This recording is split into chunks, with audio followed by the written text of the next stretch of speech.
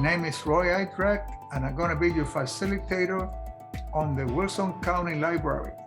This morning, we're going to be covering the rules of money. There are many rules that different people apply about money. We're going to discuss some of them. You can take note and think what it fits you best. Then on the second part of the same lesson, we're going to have the rules that I think that you should use and the rules that you should avoid. Some of these include, for example, one of my rules is that avoid burning money, avoid things like vice, and things like fast girls and fast cars lead to bankruptcy. So with that, we're going to move to part 2 of lesson 9, the rules of money. Thank you for your time, and I see you on the other side.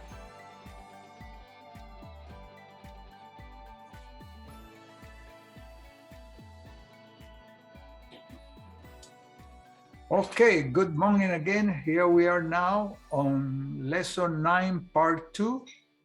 We're going to be covering for the Wilson County Library, the rules of money.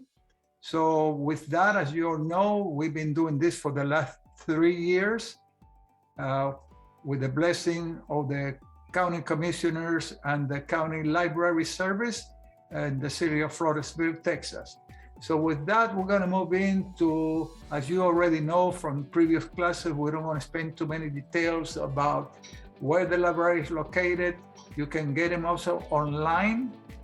The courses, just log into Floresville Public Library and go to resources, and in resources, you will see my name with the classes there and other recourse materials. So with that, let's move to our first slide. And this is it, a disclaimer.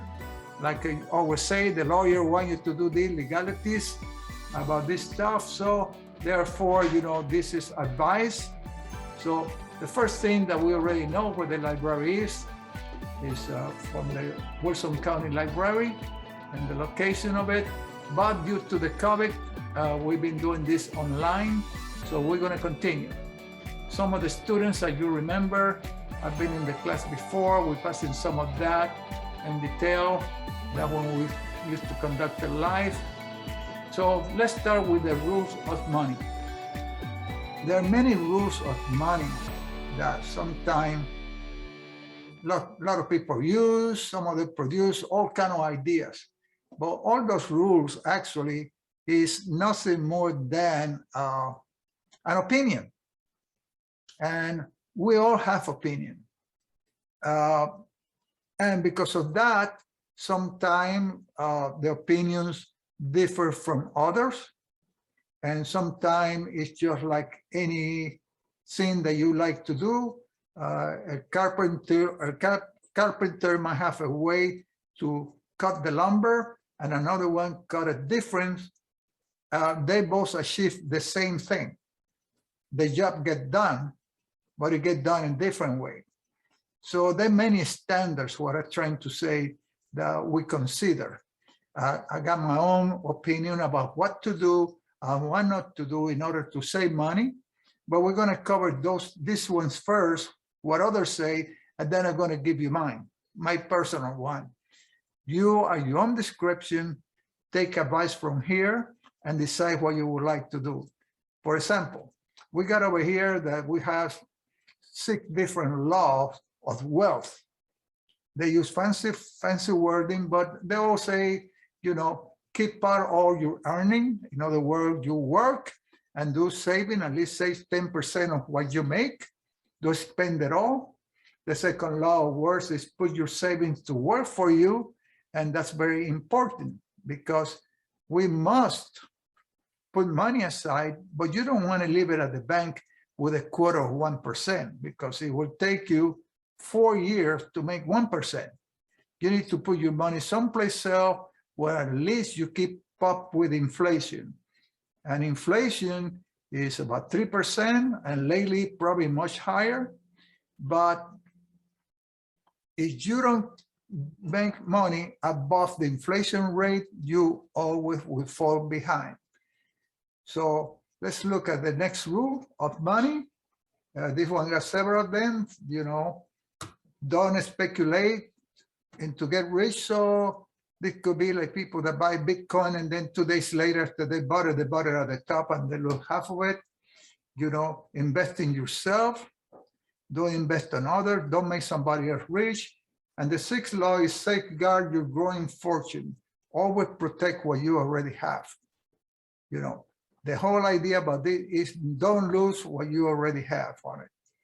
The other one at the school that they say they don't teach you, this one here, they say 100% times 1 equal income. What it's trying to say here is that you work and everything you make, you work 100% of the time, 8 hours a day, and you get 1 income. These opinions here is like, if you are the 1%, and instead we're going to reverse the formula backwards, and you get 100 people to do something for you, whether you will get income, then you get 100 times much more income. Maybe yes, maybe no. You know, it's all depends. If the 100th one that you have, they're lazy, you probably make less or nothing. So it's easy to put it in numbers, but liar figures and figures don't lie. Numbers don't lie. So the result could be totally different than what appears here. On the other one, say here, you have a job, which is your time, and that equals money, and therefore you don't have no leverage. So the opposite side, they say you're a business owner, and you own a system, and people work for you. Then of course you will make more money. So now you got leverage. You're multiplying yourself.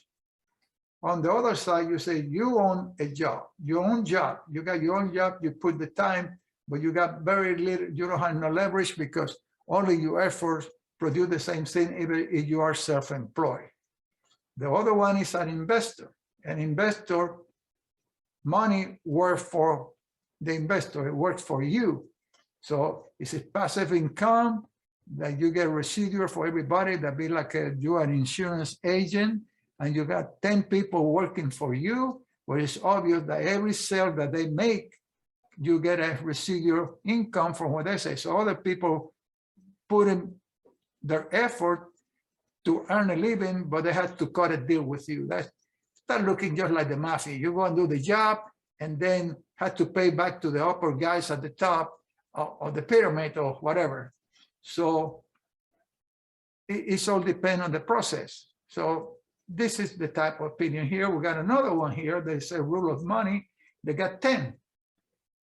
Never buy depreciating stuff. In other words, never buy a car, right? But you need a car.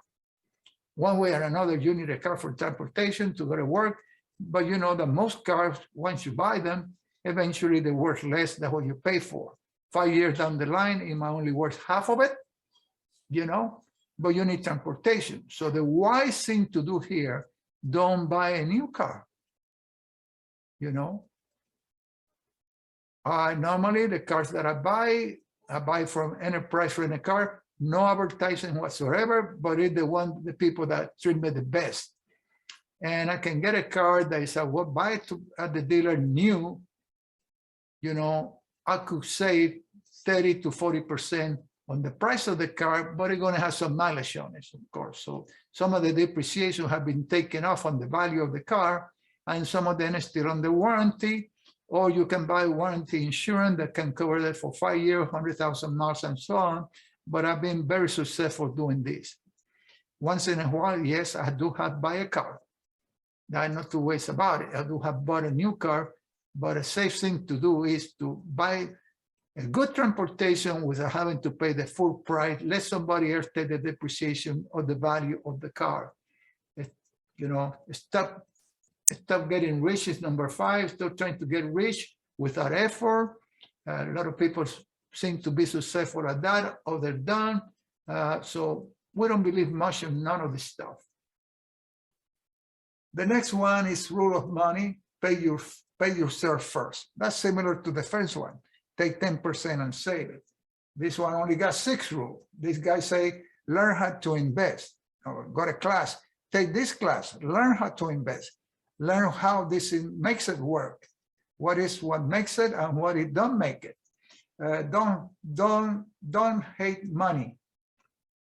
I don't know what he mean by that, but I don't think I never have met anyone that hate money. You know, true that sometimes when people have money, they get in trouble because they don't know how to manage it. And we're going to cover some of that later on, further down the line here.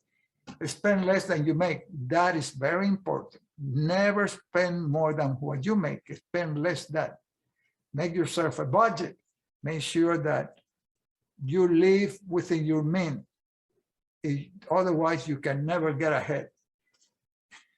Number 6, you know, you're supposed to have a plan. Well, that's budgeting. You plan what you're going to spend, what you need to spend, but sometimes it's difficult, and then the bank take advantage of that because we can go ahead and make you a loan. You can charge you on the credit card. You get hooked into that, and you never come out of it.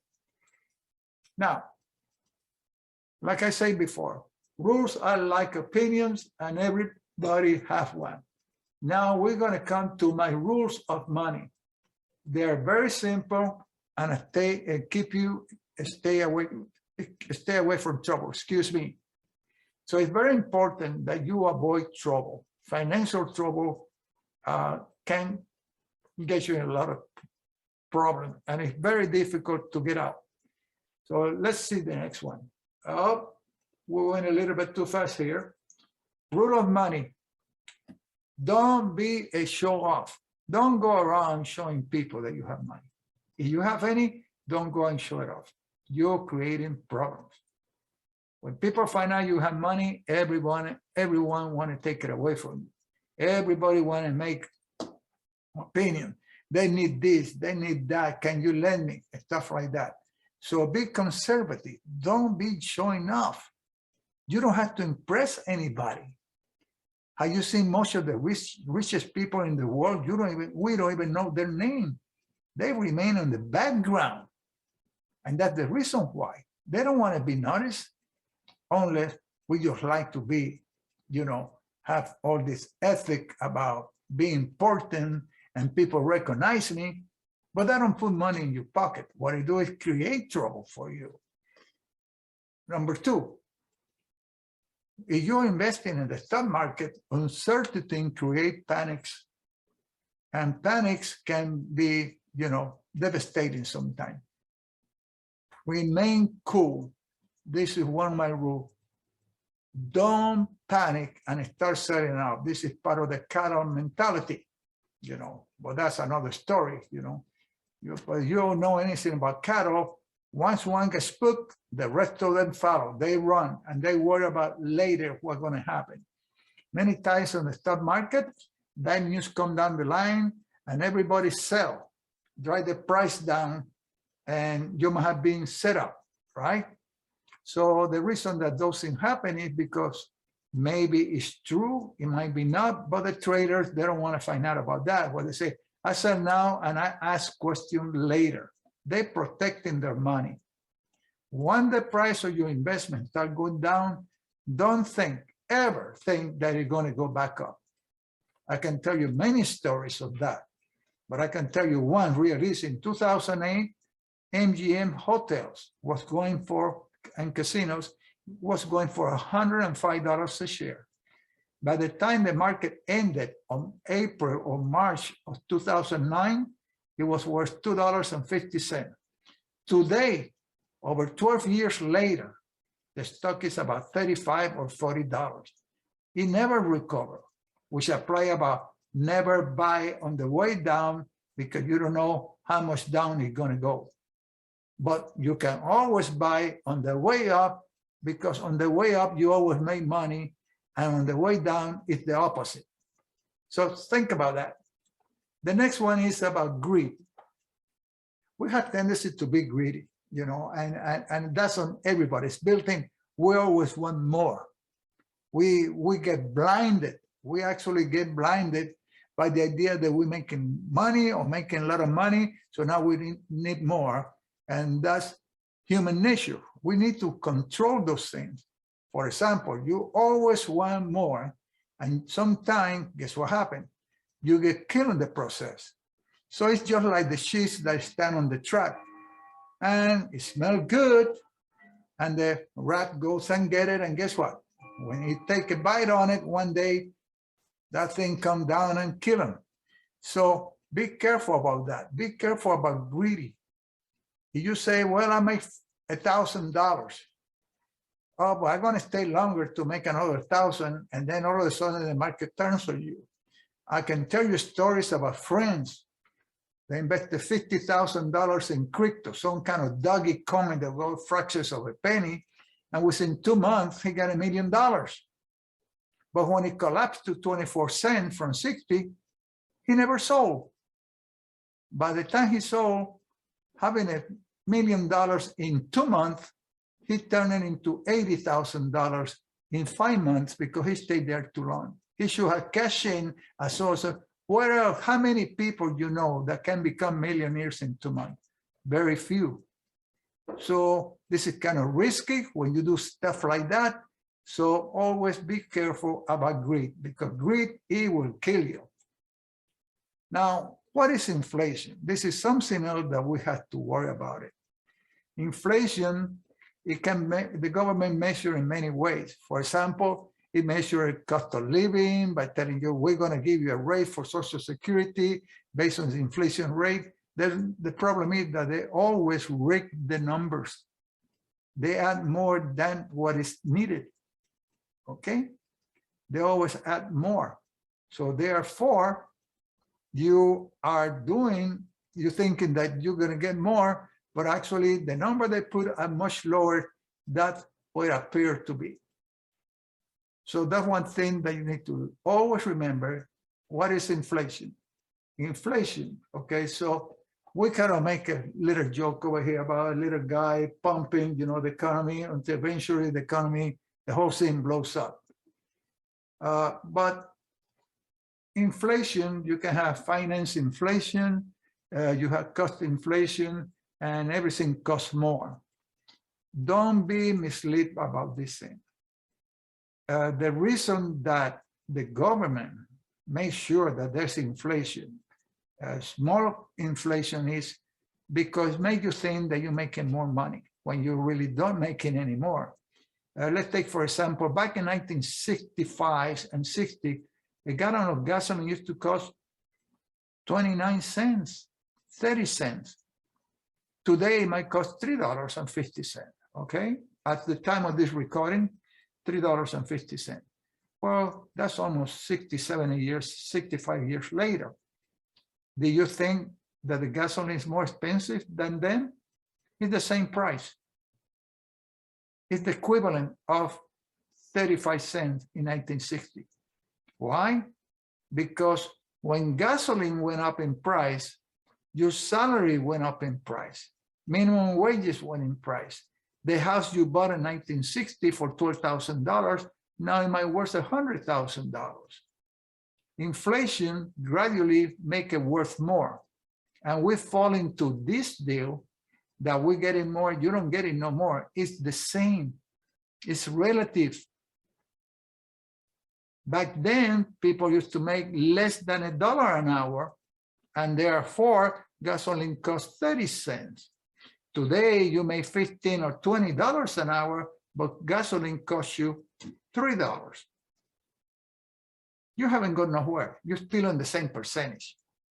So you need to make investments that whatever you save is more than what inflation rate is. So inflation rate is 3%. You have to try to make at least 10% so you can be ahead of the game. If you leave the money in the bank with a quarter for 1%, guess what happened? It takes you 4 years to make 1%, and inflation is at 3%. 4 years times 3, right, is 12%. Your money, if you have $1,000, you have lost 12% of your saving eroded by inflation. Inflation is like a tax. It takes away from you. It's just that simple. you know. So you will need to be careful about those things and think about it when you invest. We got to use our brain. Once of common sense, you don't have to be an expert. Here's another one. Keeping your money in the bank is nothing but a scam. It's the biggest scam there is. The banking system is one of the biggest ones. Here's what happened. You put your money in the bank, you put $1,000 in a savings account, you get 0.25%. You see? However, the banking system on all the countries nowadays is based on fractional banking. By this, I mean that if you deposit $1,000 and the requirement from the Federal Reserve to the bank is that you can keep 10% of that, that means that $900, they can lend it to somebody else. For every $1,000, they can lend 900 out. How they do that? Well, it's very simple. We take $100 in cash that belong to Roy, belong to me, and the other $900 that we're going to lend out to Joe at the other end, we're going to put an OU. We owe Roy, I owe you, I owe Roy $900 because I'm going to lend it to Joy or Joe or whatever. So now Joe get the $900. He go to his bank. He deposited the $900. And the day things happen again. Now we're going to take $90 and assign it to Joe's account and lend to somebody else the remainder of the money. By the end we get through with it, $1,000 become $10,000 in loans. So they're collecting. They don't put no money into it. Think about this. You don't put no money into it, but now you got 10 loans based on $10,000, and the bank collects 6%. Is that something? 6% of your money get collected. But we're going to pay you 0.25%. It's a scam. But you feel safe because when you go in there, you need to withdraw the $1,000. They give it to you right away. It's based on the fact that not everybody going to come in and draw the money at the same time. It's all the bank customer comes in and withdraw, they won't have the money to pay you because all the money is out 10 times out on loans to somebody else. Sometime I go to the bank. I don't want to mention the name. I don't want to think that advertising, but I say, okay, I need $20,000. Can I get the $20,000? We can give you a cashier check. Why they can give you a cashier check? I want cash. I brought cash. I need cash. We don't have the money, sir, but we can order it for you. Give us a couple of days and we get it from the Federal Reserve. They try to keep the very small amount because they say security reason. They don't want to keep more than what they use daily and so on. So I'm becoming interrupting their process by demanding $20,000. So if they don't have it, they tell you, we'll give you a cashier check. And then they charge you on the top of it. So always remember that. The monetary system that we have and the Federal Reserve Bank, they are not part of the US government. It looks like, it sounds like, but they're not. The Federal Reserve Bank is a private corporation that have a shareholder. They got a stockholder, and those stockholders is kind of secretive. They don't want to tell who they are, but I got a very good idea, most people do, that the other banks are the members, the stockholders that lend money to the government. This is what Mr. Biden recently got $1 trillion approved, right? The Federal Reserve Bank going to come up and transfer money out of nowhere because they don't need to have the money to issue it out of thin air, and they collect 6% of the money that they lend. The Treasury Department of the United States is the one in between that handle all the needs of the government. So just think about that when you deposit money in the bank. I know I went a little bit too deep about this because actually it's about the money that you save at the bank. They give you 0.25%, but you're getting what? The inflation is at 3% or 3.5%. So you're falling behind. In a quarter, you need to make 0.25%, 4 years to make 1%, you know, on $1,000. So you're going to get $10 after 4 years when they're lending it out at 6 and 10 times as much. They're making a killing with your money. Think about that. This is one of my rules of money. This is the rules that count. When you save money, put it to work. Do it wisely. Because if you don't, by the time it comes to retirement, it's going to be too late. You don't want to depend on Social Security either, because it's not that much at the cost of living increase. Now, here's another fact about money that gets you in trouble. This is some of my rules. Girls, fast car, and money is the road to bankruptcy. Don't do it.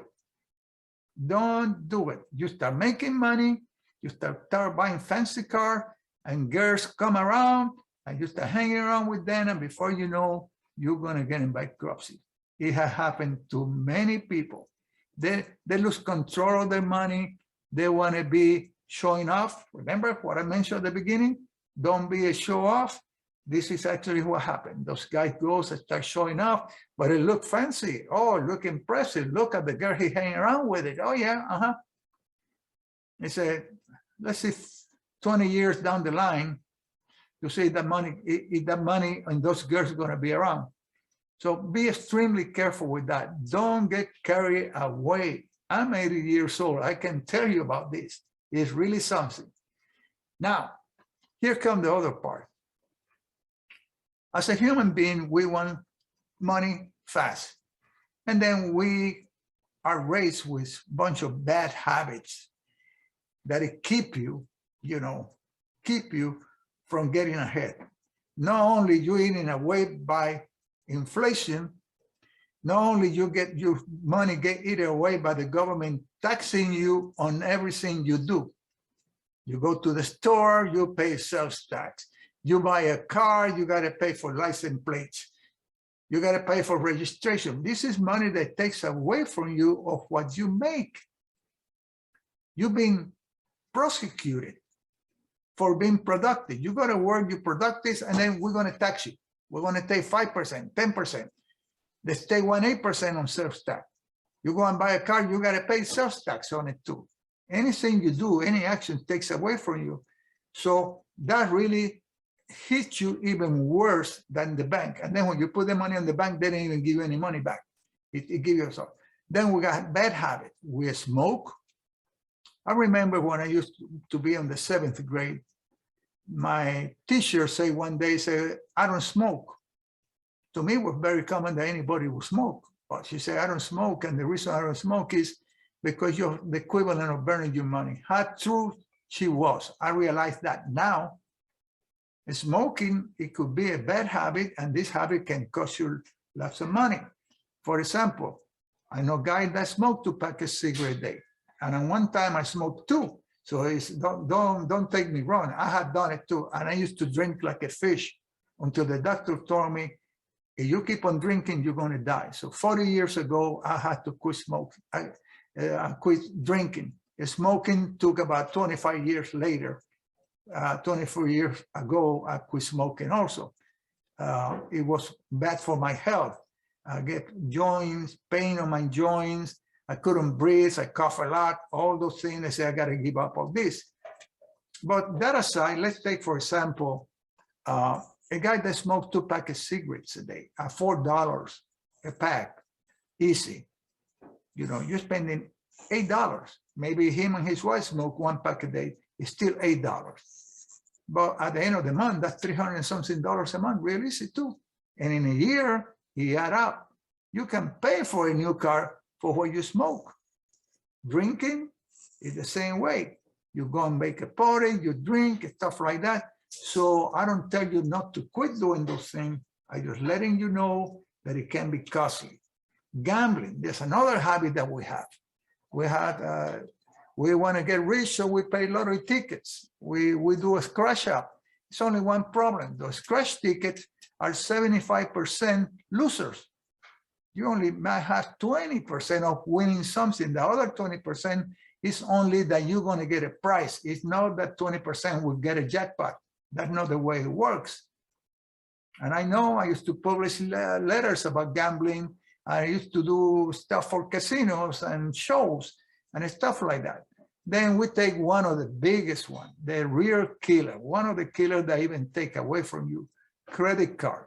Credit card can take a lot of money away from you. Sometimes we use it. I use a credit card, but I pay my balance every month. Never let that thing run over. Because if you do, it's a 25 to 28% interest on the credit card on the remaining balance. So just think about it. You borrow $1,000 at 28% a year, you're paying $280 to the credit card company. That's what they like to give credit card, because money to be made. Not only now we're going to use the money that you deposit to make loans, but we also can issue credit card and use that money to lend it to somebody. I charge them 28%, and you only get 1/4 of 1% of your money. They're ripping you off. It's a scam.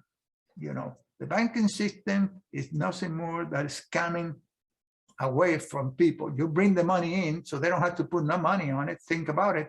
You deposit the money for safety, then they lend it out, including credit card, and they make 28%. They make 8% on the loan, 8% on the loan, 6%. Oh, we lend on car for 3%, because it's a good business.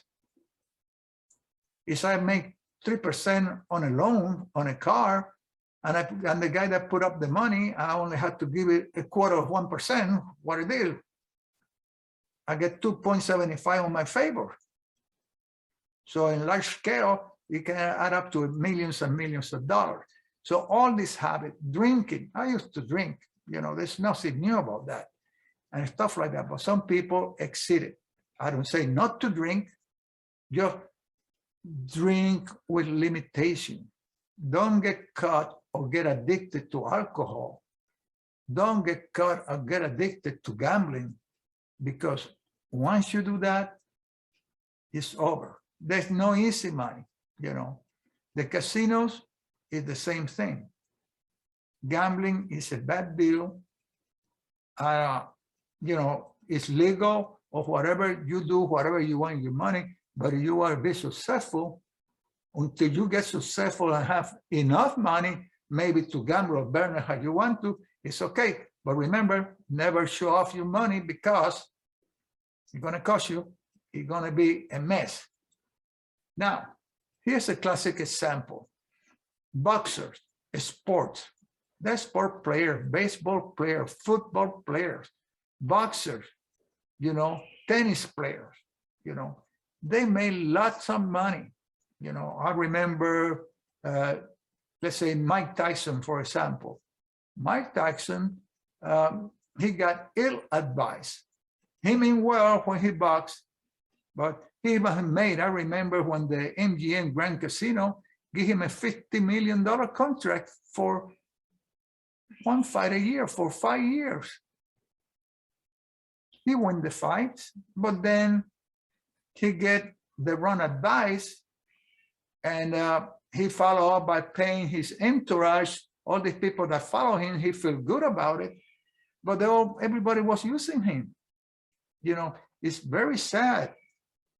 You know, he didn't have the right advice. Everybody was out to get him. Why? Because they knew he had money. It's advertised everywhere. That's what I said at the very beginning. Don't show off your money, because they come and get it. How many sports guys have done that? How many people have got into all that problem? Because all those things, as soon as they know you get advertised, get money, they all want to be your friend. But they don't want to really be your friend. They just want to get something out of you, you know? So you have to be careful who you get close to you. You'll be surprised, you know, people that may comment on Facebook or YouTube or whatever, and how many people then contact them, tell me, I got a deal for you, I got that. Don't follow that stuff. They want to scam your money. And lately, it happened a lot. Let's look at one more, you know. Don't let anyone know that you have money, right? Yes, sir. Don't let anyone know that you have money, because they're going to come and get you. Think about that. You know, now that we talk about investment, rule of money through the years, in 100 years, you know, and Barron's magazine being for over 100 years, you know, and it was established in May 9, 1921. So here we're in 2021. But if we look back 100 years, the stock market used to be like 100 points. And then all of a sudden, between 1928 and 29, it's about 350 points. But today we know that it's about 35, 36,000. This is where people tell you that long-term investment is good on the stock market. And it is, but that's the way it is. So you got to make wise investment, right? You want to invest with companies that deserve to be bought. Here is a classic example of a good investment. In 2016, Shopify, everybody know about Shopify, okay? If you have invested $50,000, it's all depends on what date you invested. If you invested on 2/24/16 or 7/15/2016, you know, it's about 4 months different, just 4 months, but 4 months make a lot of difference. You have invested 50,000, but you can divide it into 10,000s too, and the percentage will have been the same. In 6 years, you will have, you started early, $3.5 million. $50,000, you did nothing else, and in 5 years, you go home, you know, $3.5 million. Time is very important. You cannot make $3.5 million with $50,000 overnight, unless you invest in Bitcoin like my friend, and then 2 weeks later, the price collapsed, and then because he was greedy, he lost it. By the time he sold was $85, and that was a month later because it wasn't hope they're going to go back up. Well, till today, it's having go back up. It's about 24 cents a share per coin. It was nothing but a risky stuff. This is not investing. Now, this here, Shopify was investment. 5 years, you know, within 5 years, you know, from we are in 2021, within 5 years, even $5,000 will cover a lot. If you came in on the second time, 4 months later, you still will have $2.3 million out of the same $50,000. If you do it based on just $5,000, you know, so here if the guy goes to the bank and borrow $50,000 to buy a new car 5 years ago, he will have a truck, you know, $50,000, it probably only worth about $10,000 today. If he had managed to get the same $50,000 and put it on Shopify, he could have bought the bike now. So think about it, but it's not overnight, 5 years, 60 months, but it's a good investment. It was a good idea. And there are many of those. I just asking you to look for opportunities like this, you know. It's already passed, but there are others, especially now when we're coming into new electric cars and new technology like they're going to do this, they're going to do that to create communication is the future. The opportunity is still there today. Where you have to look very carefully and don't follow the crowd. You know, it's another one that you need to know about money. Money is like when you have a greenhouse and you plant a little tree, you know, and that tree give you seed, and then you have many of them. You got many trees. This is something that seed. When we talk about seed, you're like having interest, dividend, price increase, time to grow. You need all those things. You know, 100, you know, one plant worth 100, the next one worth 1,000. Before you know, you got millions of dollars for each plant equals $100. So we had to pay the price. So we plant one little plant and we take care of it. With time, it become a tree. Well, we can do the same thing with money. We start with little money. We invest it to bring more money. Look at it like a soldier. You got an army of soldiers. I got $1,000 that I'm going to invest it for these soldiers to bring more soldiers. I'm sending my army out to conquer, bring more soldiers in. And next time I send out larger army to go and bring more soldiers in, just like Rome. Same principle. The old Rome conquered all the way down to England. But then they mismanaged the conquering, and guess what happened? Rome today and Italy is just a mere country, and England is somebody else. It don't belong today. Spain did the same thing. They conquered all over South America. They conquered part of the United States, where they are today. They're back in Spain and somebody else have it. Why? Because when they start conquering, they mismanage. They don't take care of what they have. And lastly, let me tell you, the more money you have, the easier it is to get it. Why? Here's a reason. Because number one, time is more valuable than money. It's important that you give time to conquer. You give time to the investment in order to create value. Time is very important. It's very hard to become rich overnight. Maybe you're a lucky one that win the lottery, maybe, and then you don't know how to manage it and you lose it. And there's plenty of stories of that, where lottery winners lose, most of them lose 80% of the winners lose most of all the money within 10 years. They don't have it. Now, think about this. The reason it becomes easier is because when you start becoming wealthy or rich, the richer you are, the lower rate you pay. When you go to the bank and you got money, you don't pay what a regular customer pay. The regular retail customer, you're not going to deal with those banks. You're going to deal with a different kind of bank, investment bank, because now you got money to move to a better status in the banking system. And you're going to use that money to create more money. You're going to sell those soldiers to work. But you say, well, how about if I use the other people's soldiers? I borrow money from my broker. I borrow money to buy stock. So I buy the stock in a limited amount of time. I don't get in there and borrow money from the broker to invest and leave it there for a year. It'd be very costly. So we have to use wisely.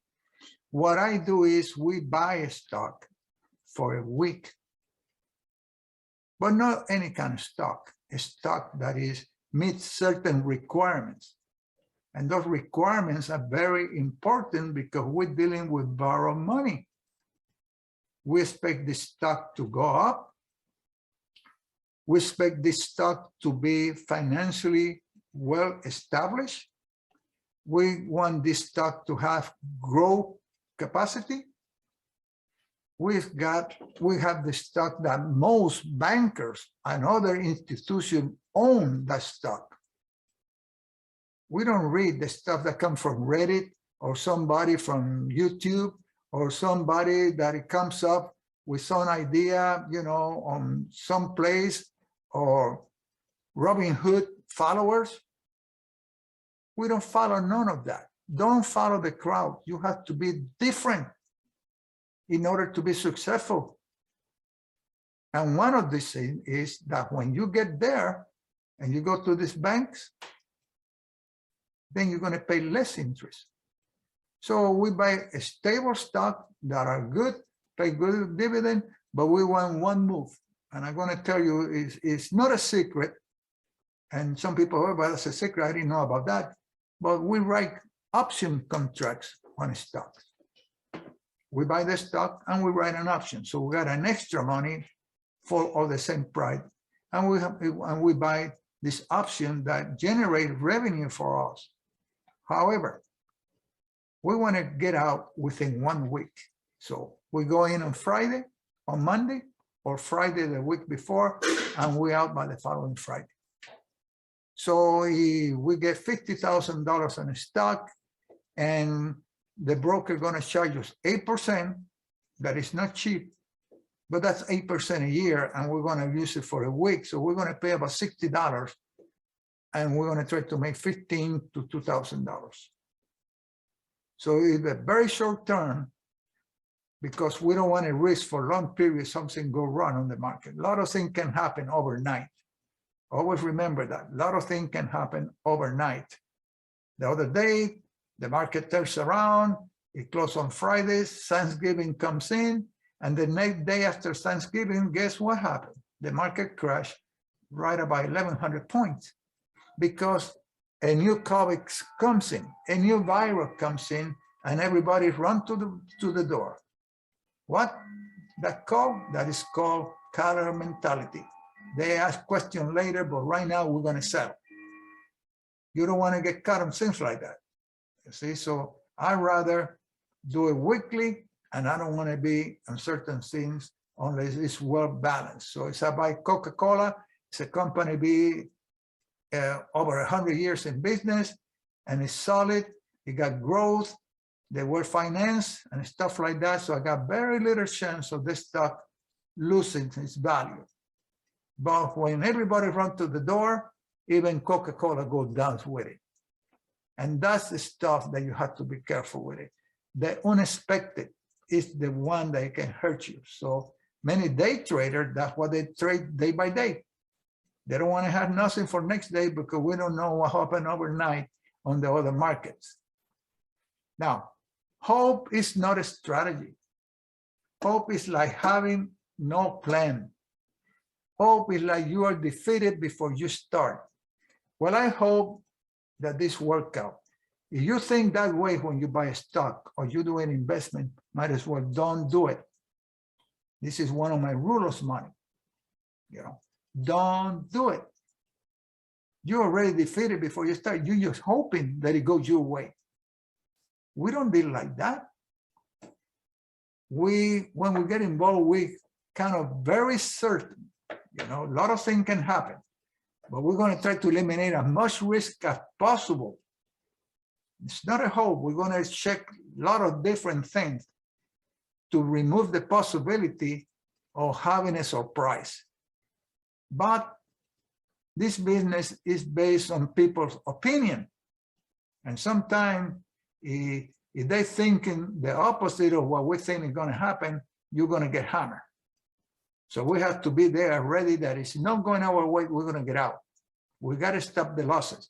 Don't stay when you start losing, because if you start losing money, you think you're going to go back next day, it might not happen. And very soon your losses get bigger and bigger and bigger. Never, never, never. When you invest and you do stuff like that, you want to make sure that you want to deal with stable company, secure company that have very little risk of going down on you overnight. So never go, I hope that this work out. Hope is not a strategy. You have to have the proper strategy in order to get ahead. Okay? So like I said before, right? You don't want to get into the banking business. It's just a waste of time to do that. You want to use somebody else's money, OPM, other people's money, to make money for yourself. Here we are, Wall Street, right? This is a beautiful photograph of Wall Street, except that it's a composed picture.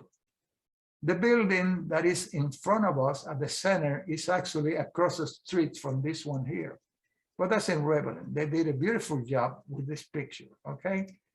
But Mr. Rothschild, and this is the one that created, his family created this banking system that we have today, many, many hundreds of years ago, and 4 members of the family became Pope of the Catholic Church. Back then, the church said that you cannot charge interest to your fellow men.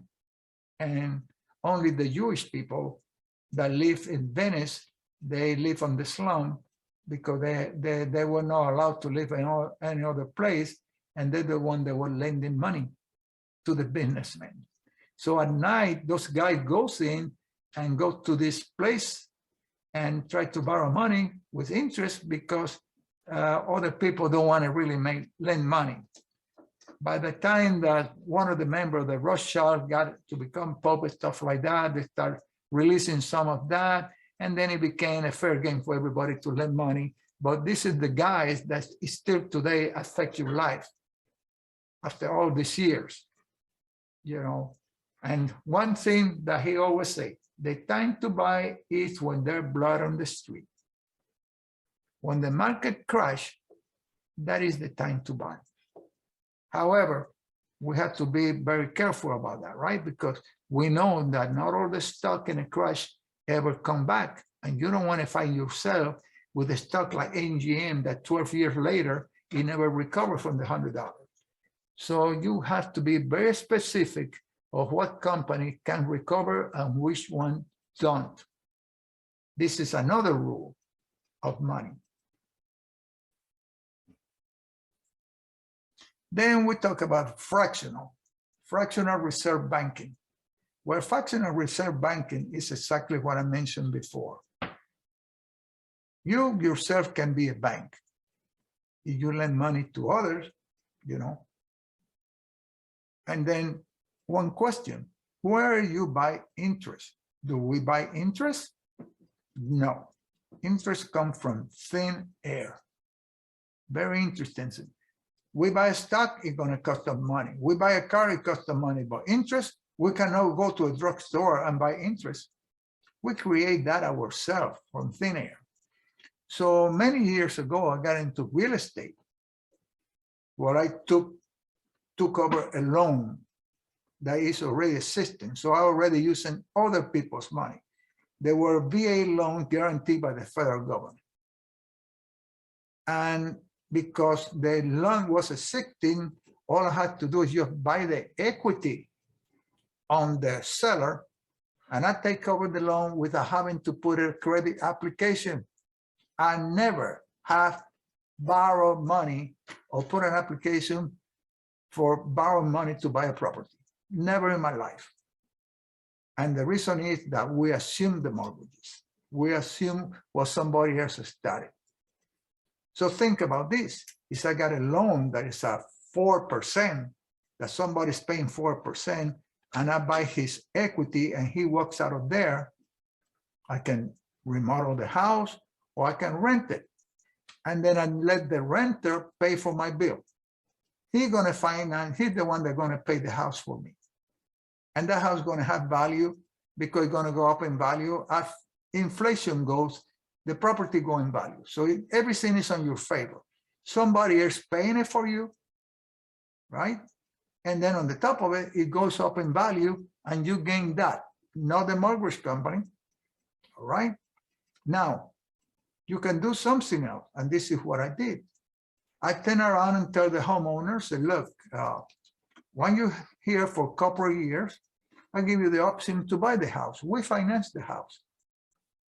So if the house was, let's say back in the 80s, $70,000 home, when we bought it and we paid $10,000 for the equity, you know, he's paying the mortgage down on the top of it. And now the 5% interest, 4% interest, we finance it for you for 8%. I want you to think about this very carefully, because this is what we're doing. We are financing the loan for the new price, $80,000 or $90,000. So we had another $20,000. We're going to collect 8% on $80,000, right? On the $20,000. We're going to get 8% on that, because that's new money that we added. We created money out of thin air. The same way that we do interest, we're creating money out of thin air by raising the price of the selling price. But think about this. I'm going to make 3% on the remainder $70,000. The mortgage company don't want to like that, but there's nothing they can do about it. Because the mortgage company put money into this house on the mortgage and the remaining balance is $70,000. So they're going to get 5%. But because I wrap that note all into one note, they become the main mortgage holder, and become wrapping around this mortgage into, I make 3% on a $70,000 that I'm having to put a penny. Think about that. You don't have to put a dime. There are many ways that you can make money with somebody else's money. Sometimes you don't even have to have very little, $10,000. They cover, rent it, somebody else paying for, and now you come around and do what? Better than the stock market. Because this is a sure thing. You don't have to be always in the stock market. You know, commodities, you know, real estate, stocks, you can do the same thing with the stock. But I was doing it years ago with real estate. I had 28 properties like that. And I'm collecting 3% above the system mortgage, and I'm making the full amount on the difference. So this is one thing that you can become a bank yourself and do the same thing that the federal bank is doing. You're going to create interest from thin air, and not only that, you're going to create equity from thin air just by putting a price on it. And we already have a customer that is renting, and guess what? You know his paying habits. Now you're going to transfer all the liability to him, because if he don't pay for the whole loan, you always can go and foreclose. You don't have to worry about fixing the house. He has to fix it now. You don't have that expense. So you can become a banker, and this is one way of doing it, because time limitation on the class. But think about that, and maybe you can use other ones like that. Now, to the stock, you wanted to make sure that it's a stable company. That is a company that is undervalued, right? You're going to do the same thing with the stock. And that is recognized as well-established. Company must be easily recognizable. Why is that? Because they sell a product that everybody likes to buy. They must pay a good dividend. So that means people want to get hold of them.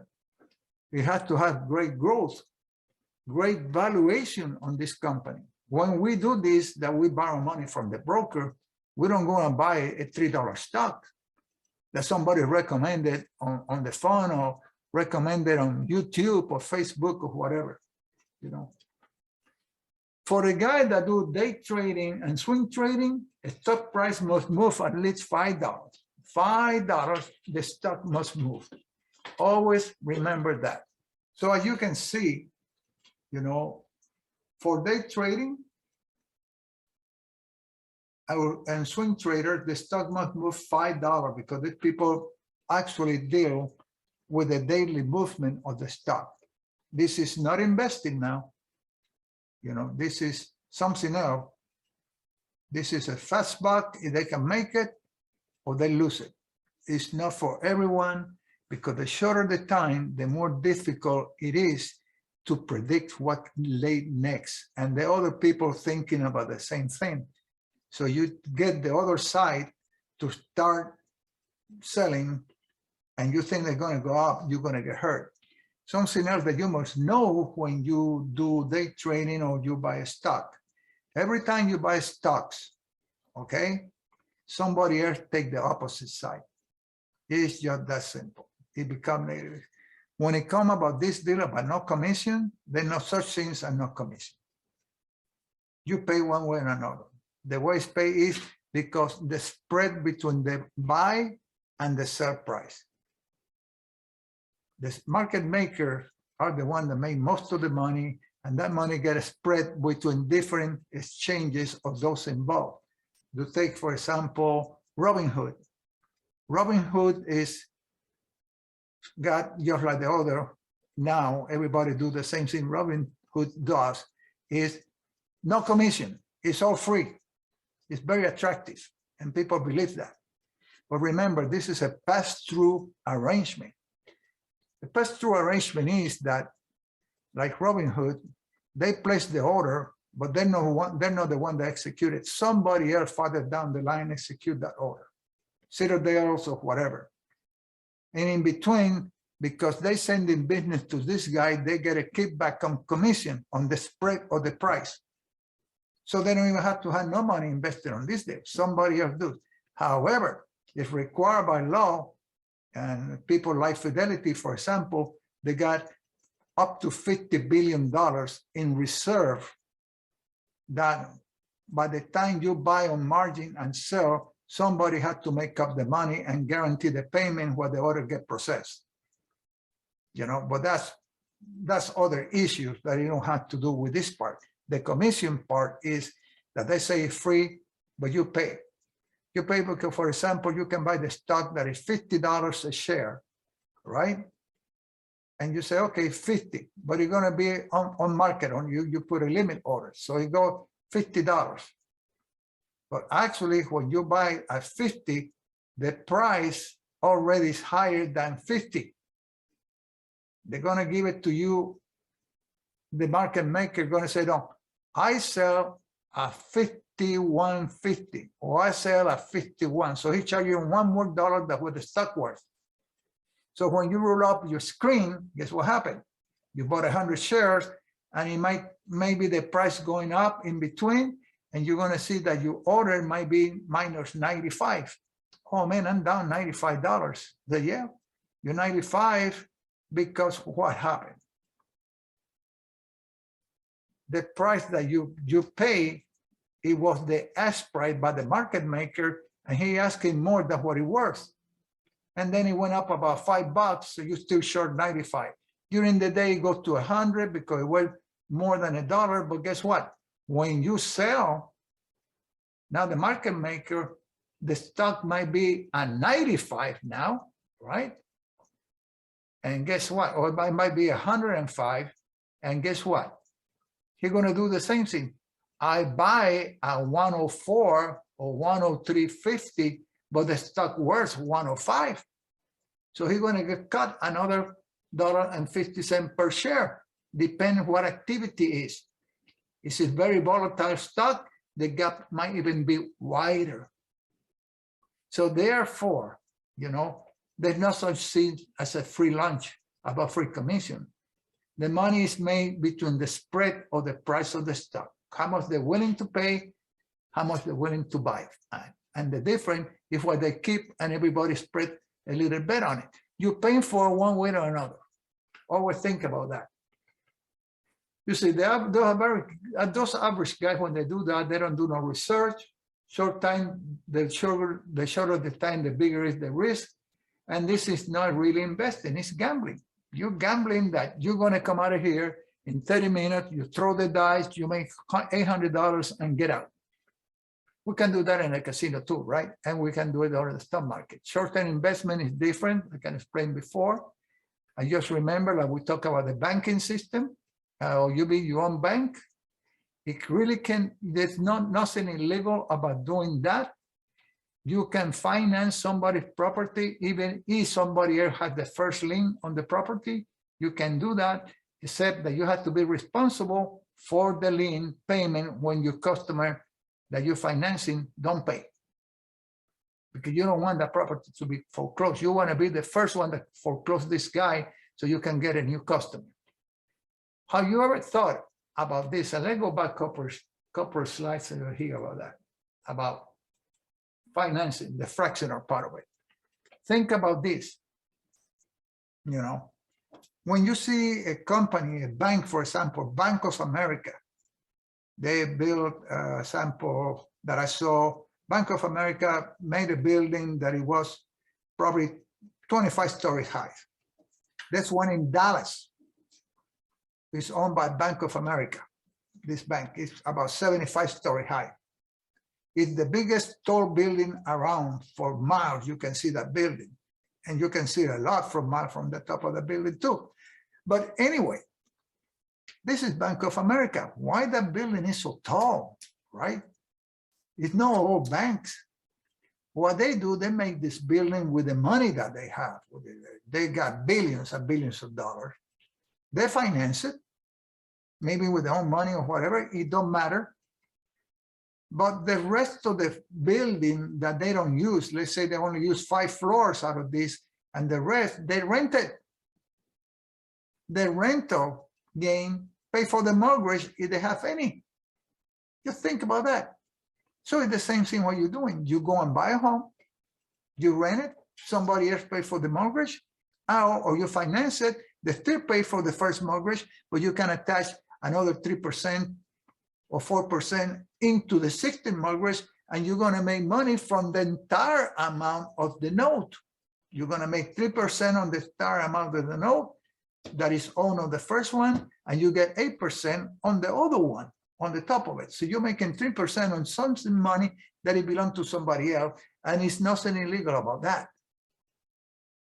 As long as you're responsible for that loan that you assume it, so when the guy pay you for the rent or the guy pay you for the mortgage, you transfer on the other side.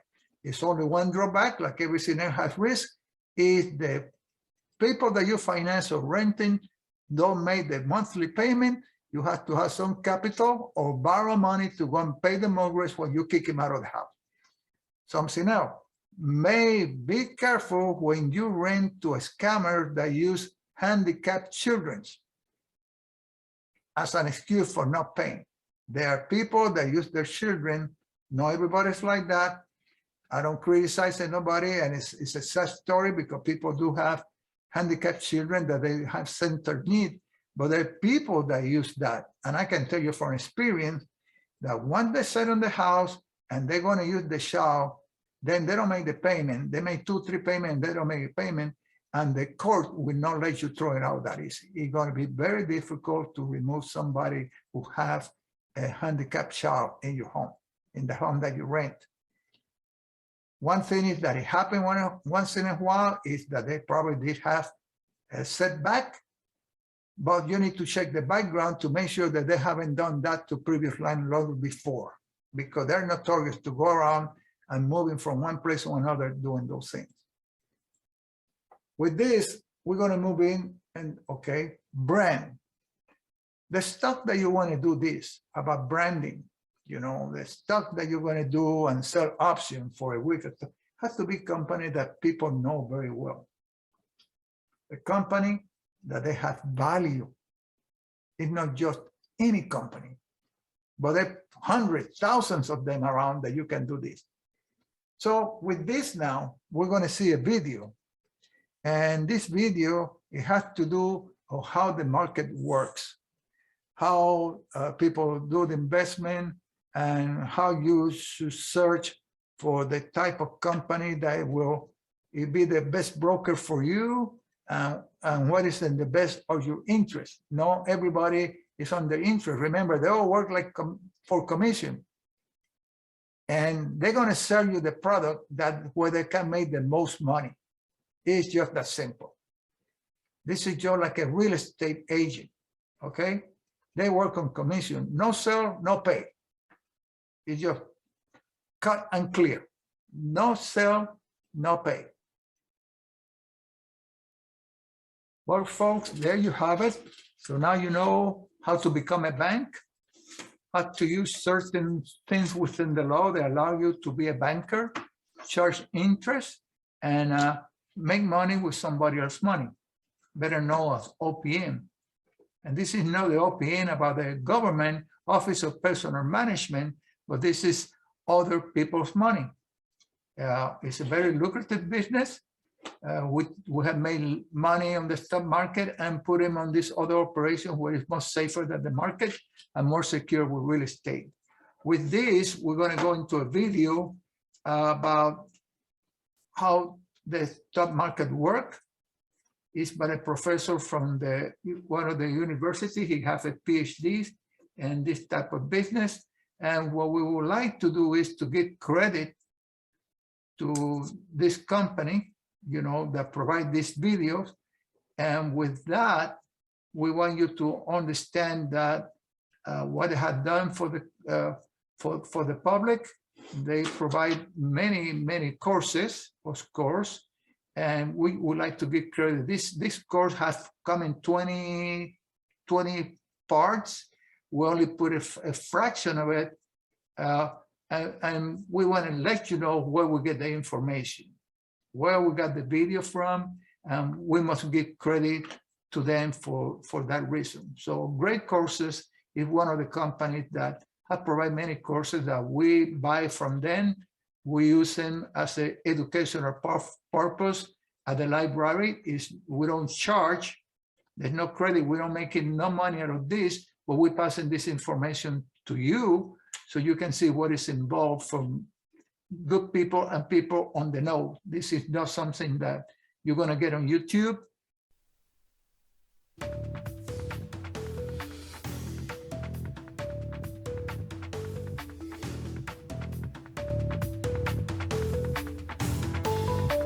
In this lecture, we'll learn about working with brokers and brokerage firms.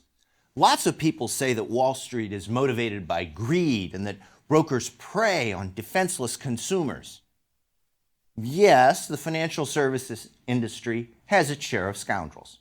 So does every other profession. Distrust of Wall Street isn't new, of course.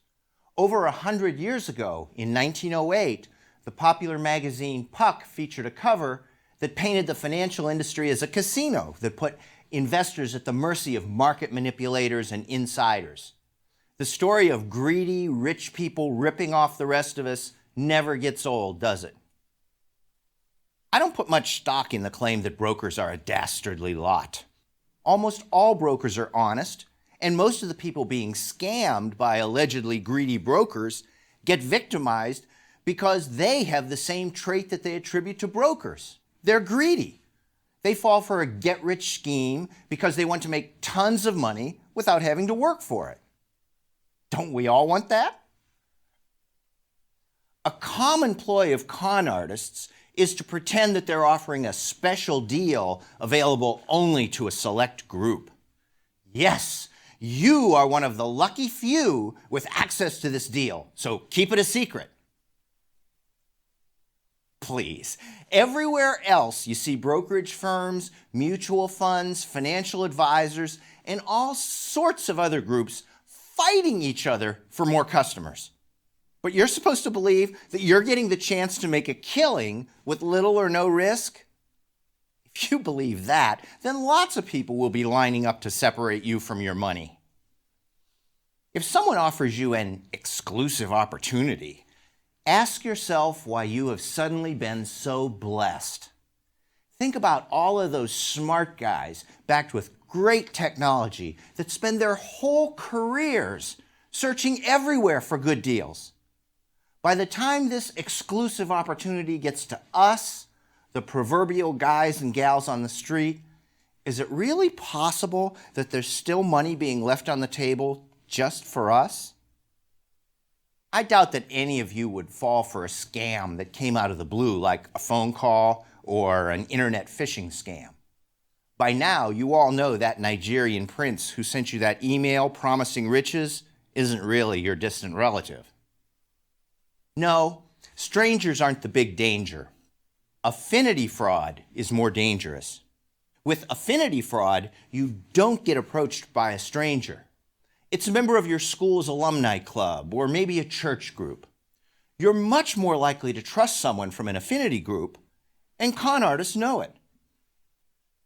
Look, even I know how to guarantee that I'll have a successful financial newsletter, attracting lots of customers who will happily pay me for access to my extreme financial skill. I'll write 4 newsletters. My first newsletter will predict that stocks will go up both this year and next. The second will predict that stocks will go up this year and down the next. The third, that one says that stocks will go down this year and up the next. You know what newsletter 4 will say, don't you? Right. Stocks will go down both years. At the end of 2 years, I'll shut down the 3 that were wrong and tout the one that was right as proving my forecasting skill. One guy can't get away with producing and selling 4 newsletters with 4 different predictions, but 4 different guys can, and news reporters will focus on the one that had it right the last 2 years. Statisticians will tell you that for 3 years, you need 8 newsletters. For 4 years, you'd need 16. And for each successive year, you'd need twice as many as the previous year. In an investing world with thousands of newsletters, someone is going to get it right just by dumb luck. That's the guy that'll be all over the internet, Twitter, and TV, because we all want to know how he did it. When it comes time for you to choose a broker or financial advisor, I hope that you won't be swayed by the siren song of exclusivity and superior returns. Why are brokers necessary anyway? Do you really need one to invest in stocks? The answer is no, not necessarily, but you do need some type of brokerage account so that you can get brokerage services. Securities brokers provide the same things that real estate brokers provide. They bring buyers and sellers together. They may provide other services, such as giving advice. You don't necessarily need a real estate broker either, but you might find that the services they provide are worth the cost. Choosing a broker or brokerage firm can be an intimidating task. You can make a big mistake. And because you can always put off the choice until tomorrow, you usually do. In fact, though, choosing a broker or brokerage firm is easier than you think because you probably don't need anything fancy. Selecting a broker has a lot to do with what services you need. Full-service brokers offer research and advice, whereas other brokers only place orders for you. Which is right for you? The answer depends on whether you want those services or not, and whether you're willing to pay for them. When I set out to choose a brokerage firm, I knew that I wanted to make my own decisions. I didn't want to pay for extra services. I didn't want personalized service. I didn't want to be bothered by phone calls. I also wanted a big institution with a large trading presence because I decided, rightly or wrongly, that a big firm that had been around a while probably was doing at least a few things right. Back in the day, those institutions would have been Dean Witter, Merrill Lynch, E.F. Hutton, and the like. Nowadays, the list also includes relative newcomers such as TD Ameritrade and E-Trade. Understand now that this was what I decided would work best for me. I know lots of smart people who work with smaller firms. Over the years, I've changed firms twice. The first time, a broker got upset when I didn't want to do all of my business with him. I certainly wasn't going to do all of my business with the guy, and was kind of mad he got upset about it. So I switched firms. That second relationship lasted for 2 decades until after a merger, the company started imposing fees on people who didn't trade much. When I called to ask them about this, I happened to get a refreshingly blunt person. He said that they really didn't want customers like me anymore, and that I'd be better off going somewhere else. I thought that was outstanding customer service. Really, I did. We were no longer a good match, and this guy did me the favor of being open about it. How do you know whether you can trust a broker or not? This isn't easy, but it's not a mystery either. It's no different than the way you know whether you can trust a lawyer, a doctor, a carpenter, or any other service provider. If you think about it for a while, then you'll soon assemble your own list of criteria for earning your trust. Do any of your friends recommend him? Has he been in business for a while? Does he have a good track record? How did you meet this guy anyway? Did you call him or did he find you, maybe with a cold call? What services does he provide, and how much does he charge? I do think, though, that brokers and other financial services providers are more likely to be honest than not. First, you have the legal layer of protection. The list of securities laws in force will make your head spin. Of course, laws against driving under the influence don't keep all of the drunks off the streets, but they help. You also have a layer of industry protection. Financial services providers have to hold certain licenses before they're allowed to engage in business. If your broker or advisor is with a firm, like Merrill Lynch, then you'll get a layer of protection from the firm itself. A large institution isn't likely to tolerate a bad apple who ruins things for the rest of the company if it can help it. Your biggest layer of safety, though, comes from competition.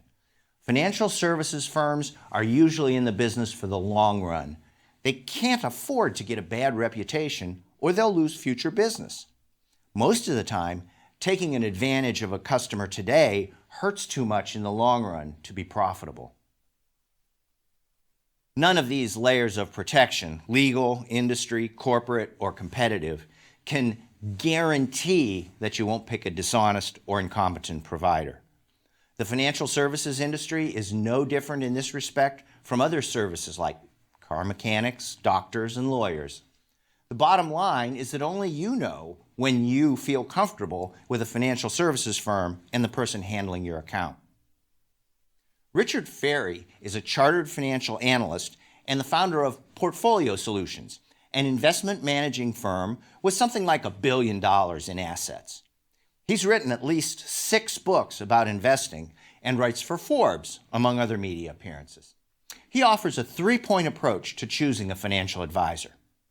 First, know what you want. You wouldn't go into a car dealership and say, "I need a car, any kind will do." No, you might not know exactly what you want, but you know whether you want a truck or a car, a big car or a small one, a convertible or a sedan, and so forth. For a financial advisor, the first question might be, are you looking for a big picture advisor or do you want a portfolio manager? The term financial advisor covers 2 types of skill sets. Financial planners are generalists. They're the big picture guys who help with budgeting, insurance, taxes, and estate planning, as well as investing. The other type of advisor is the portfolio manager. These guys can help sketch out a plan, but their specialty is managing money. That is, investing your assets and handling trading activities according to your investment strategy. Financial planners usually hold either of 2 certificates. They might be a CFP for Certified Financial Planner, or perhaps a CHFC for Chartered Financial Consultant. These certificates require about a year of classwork plus experience in the field. Portfolio managers and investment analysts more commonly are CFAs, or Chartered Financial Analysts. Think of a CFA as the investing equivalent to the accounting profession's CPA, or Certified Public Accountant. Anyone who holds any of these 3 credentials is bound by a code of ethics. These certifications and codes of ethics are that layer of industry protection we mentioned earlier. I'd also check to see if the advisor has fiduciary responsibilities. That means that the advisor has to put his client's welfare ahead of his own, and they must disclose conflicts of interest. That doesn't guarantee that the advisor will put your interest ahead of his own, but if he doesn't do it, then he'll face more severe penalties than he would without fiduciary duties. The SEC and state securities agencies keep records on financial advisors. You can always check to see if the advisor has a clean record. Keep 2 things in mind, though. First, a clean record doesn't mean the person is honest. It means nobody's complained yet. Second, an SEC complaint is a little like an NCAA recruiting violation. Some of them can be serious, like fixing an athlete's grades. Some of them are just ridiculous, though, like bumping into a recruit 100 miles from his hometown and saying hello outside of the designated recruiting period. The advisor's record is important, but it's just one bit of information that can help you make your decision. Richard Ferry's second point in selecting a financial advisor is to find someone who shares your investment philosophy. If you think that markets are pretty efficient and want a passive strategy, then choosing an advisor who thinks he can pick winners on a regular basis just can't work for you. He'll always be recommending stocks to buy and sell, and you're not going to want to hear it. Some investors want an active strategy because they think that an advisor can pick winners. If you think you can find a guy who can do that, then you're going to expect more stock recommendations and account activity. An advisor who leans toward buying a diversified portfolio and more or less sitting on it won't suit your needs. It can be hard to tell whether a broker's advice is in your best interest or whether it's just designed to generate a commission. That brings us to Ferry's third point. Find out how your broker gets paid. If you know how a person gets paid, then you know a good part of what determines his behavior. Advisors mostly get paid in 4 ways. None of them is perfect. First, they may collect commissions, which are fees paid to salespeople for their services. Commissions are a great way to motivate service providers. The problem is that if their compensation depends on selling particular products, then that's what they're going to want to do.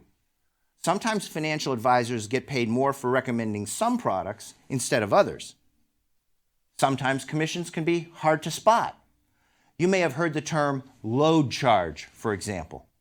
Some mutual funds and insurance products have a fee built right into their cost. That's a load charge. Sometimes the load is listed, and sometimes it's not.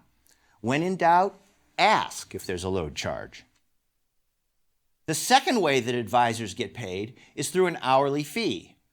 This approach eliminates the incentive to push high commission products, but I'm sure you see the downside. You can't monitor the actual hours an advisor works. You're going to have to take the advisor's bill on faith. Advisors on retainer, the third way to get paid, charge an annual fee based on the amount of work that the advisor expects to do during the year. One obvious risk is that for one reason or another, you may not use the services the advisor offers. In that case, you've wasted the retainer. Another potential problem is that you might not get the service you expect. After all, the advisor gets the same fee no matter how hard he works. True, a lazy advisor will soon lose his customers, so there's a limit to the amount of shirking that goes on, but still, it can happen. Finally, an advisor can get paid a percentage of assets under management. Like the other 3 forms of payment, these fees can be all over the map. Most will be between 0.25% and as much as 2%. The bad part of this arrangement is that an advisor who handles $20 million doesn't work twice as hard as a guy who handles $10 million, and he doesn't have twice the expenses either. You'd think that some of those scale economies ought to sift down to the investors, but that doesn't seem to happen too much. The good part of it is that it motivates managers to produce for their clients. If they do, then you'll have more money to invest with them, and they'll attract more investors with more money. Their compensation goes up accordingly. Unless you're going to go with a bare bones brokerage account that doesn't offer anything beyond transaction services, then you might want to develop an investment policy statement. Ideally, you'd do this before you formally agree to become someone's client. That way, you'll get a much better feel for whether you have a fit. If you think you have your guy or gal already, then it's a good idea for the 2 of you to develop it together. An investment policy statement, or IPS for short, is a roadmap for your investment program. It ought to include the obvious stuff like your investment objectives, but after that, it can have just about anything you want in it. For a passive investor who makes his own decisions, a formal IPS isn't necessary. The more active management you want, though, the more you'll benefit from an IPS.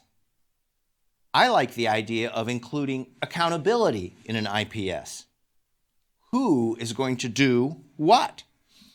Will you make your own investment decisions, or will the financial advisor? What documents will you receive? The IPS ought to state what constitutes a permissible investment. If you think you're a conservative investor and are new to investing, then you might want to limit the advisor to purchasing stocks and rule out other financial instruments. At the other extreme, you might be willing to let them trade just about anything on your behalf, except for a short list of excluded items. Maybe futures markets and foreign exchange trades are too esoteric for you. If so, then rule them out. Do you want to borrow funds to buy more stock and to increase your equity stake? That's risky because it will magnify any losses, but if the stocks appreciate in value, then you'll make lots more money. I also like the idea of mentally tying yourself to the mast. Remember Odysseus? He had his crew tie him to the mast of his ship so that he wouldn't succumb to the siren's seductive voices. That's a good strategy for investing too. Decide now, before the fact, how you'll respond to good and bad outcomes. What do you want to do if your portfolio falls 20%? You can invest more, or you can sell some shares, or you can do nothing and just ride it out. But it's better to decide now in the light of day with a clear head and time on your side rather than under the gun as events unfold. If you've decided to let your financial advisor make your investment decisions, then it's a good idea to specify what risks you're willing to take and which ones you want to avoid.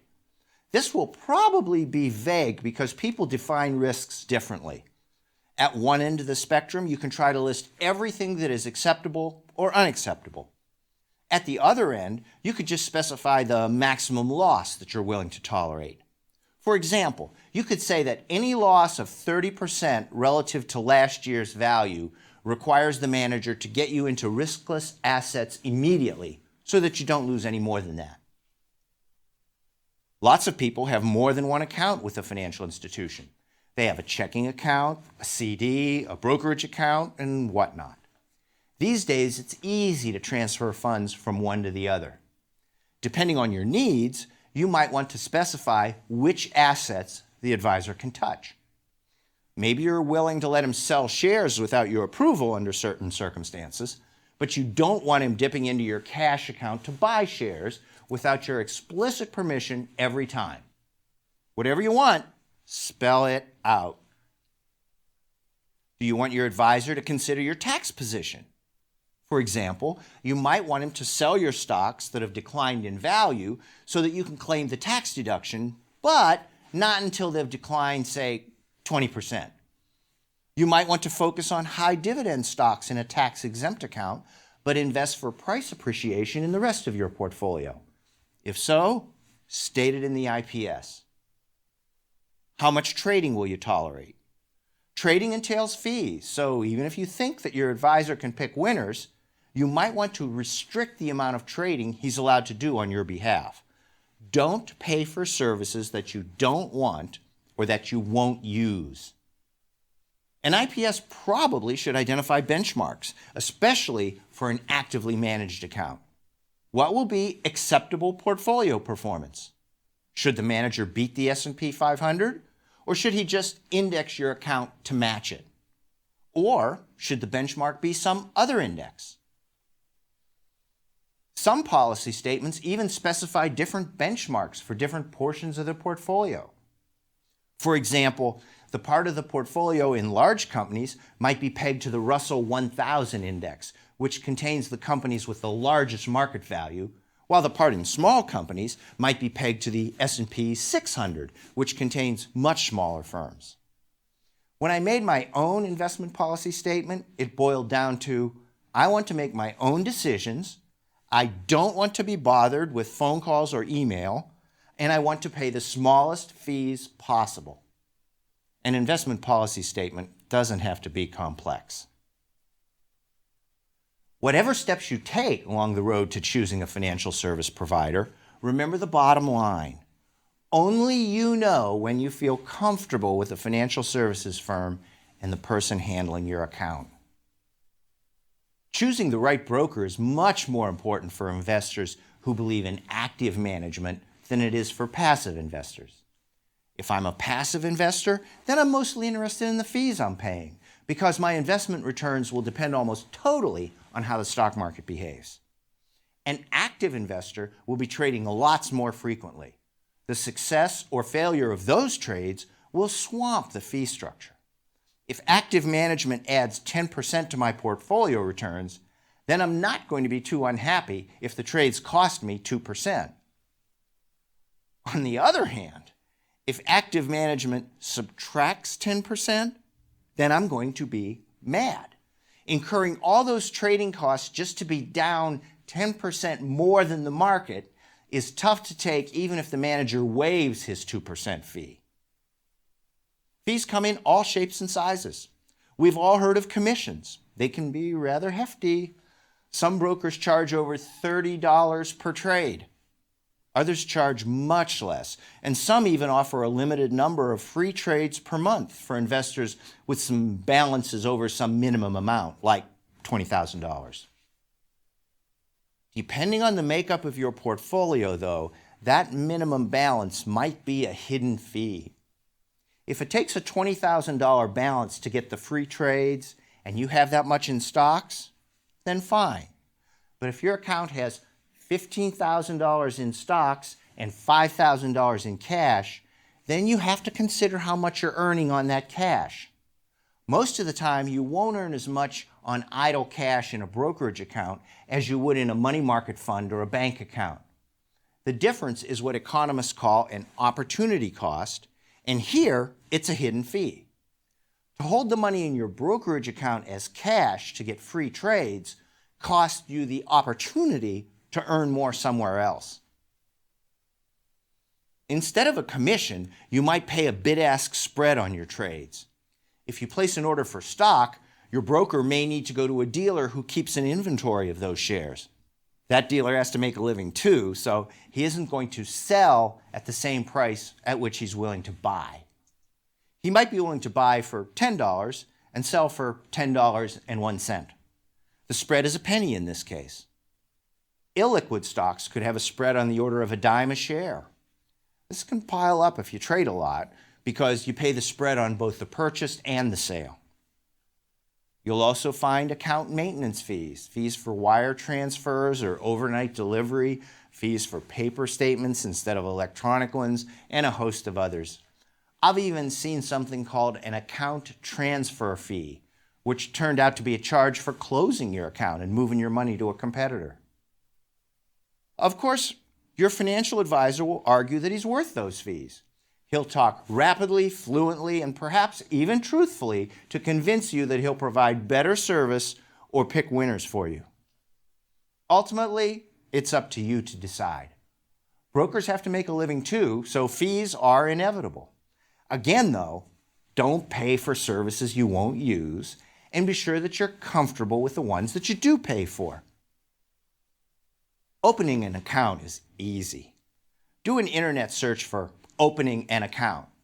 I'd be stunned if you can't find a page that says something like, "It's easy to open an account online and it only takes 10 to 15 minutes."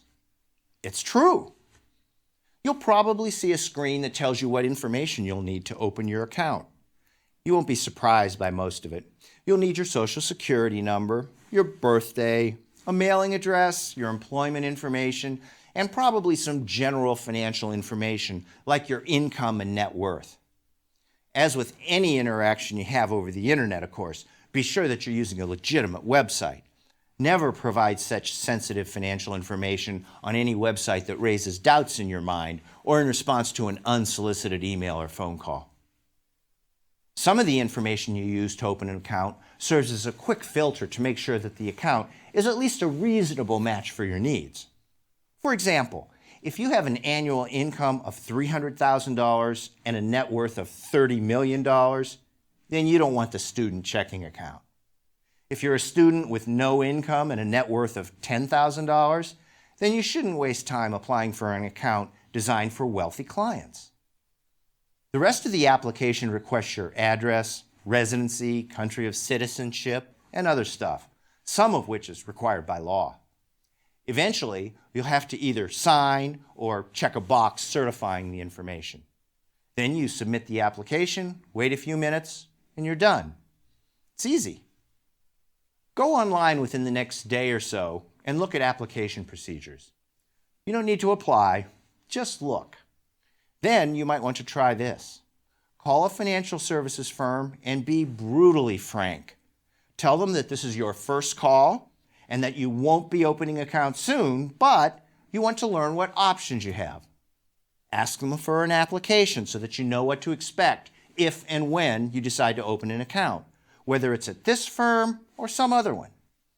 In situations like this, I usually come right out and say, what questions should I be asking? I've never been one to let pride or insecurity stand in the way of what I want to know. Watch some ads for brokers and financial services firms on TV or the internet too. See how they present themselves. Are they trying to track you and other clients with the promise of better returns or faster service? More trustworthy people? Which approach do you find more effective? What type of client are they trying to attract for that matter? Young people, older, married, middle class? We've learned that active traders generate more profits for these firms. Want to bet whether the ads are aimed at active traders or not? In our next lesson, we'll explore the mechanics of how trades get done and look at some of the ways you can place orders to meet different needs.